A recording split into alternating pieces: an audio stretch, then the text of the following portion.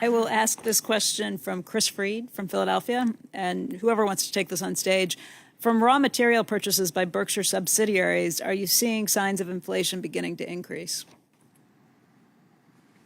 Let me answer that. Greg can give more. We're seeing very substantial inflation. It's very interesting. I mean, we're raising prices. People are raising prices to us, and it's being accepted. I mean, it's not. If we get, well, take home building. I mean, the cost of, we've got 9 home builders, and in addition to our manufactured housing thing, and then operation, which is the largest in the country. So we really do a lot of housing. The costs are just up. Steel costs, just every day, they're going up, and there hasn't yet been, because the wage stuff follows. I mean, if the UAW writes a 3-year contract, we got a 3-year contract. But if you're buying steel at General Motors or someplace, you're paying more every day. So it's an economy really. It's red hot. I mean, and we weren't expecting it. I mean, all our companies, when they thought when they were allowed to go back to work, at our various operations, we closed the furniture stores. I mentioned, they were closed for 6 weeks or so on average, and they didn't know what was going to happen when they opened. And they can't stop people from buying things, and we can't deliver them. And they say, well, that's okay, because nobody else can deliver them either, and we'll wait for 3 months or something of the sort. But the backlog grows, and then we thought it would end when the $600 payments ended, and I think, around August of last year.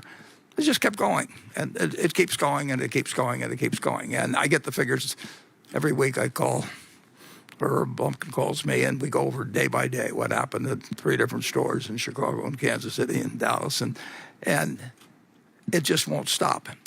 People have money in their pocket, and they pay the higher prices, and when carpet prices go up in a month or two, we announced a price increase for April. For our costs are going up. Supply chains all screwed up, for all kinds of people. But it's almost a buying frenzy, except certain areas you can't buy yet. You really can't buy international air travel, and so the money is being diverted from a piece of the economy into the rest, and everybody's got more cash in their pocket except for. Meanwhile, it's a terrible situation for a percentage of the people. This suit, I haven't worn a suit, for a year practically, and that means that the dry cleaner nurse just went out of business. I mean, nobody's bringing in suits to get dry cleaned, and nobody's bringing in white shirts to get the place where my wife goes.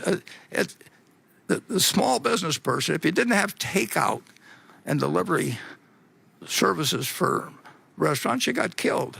On the other hand, if you've got takeout facilities, you've done, same source sales of Dairy Queen are up a whole lot, and they adapted. But it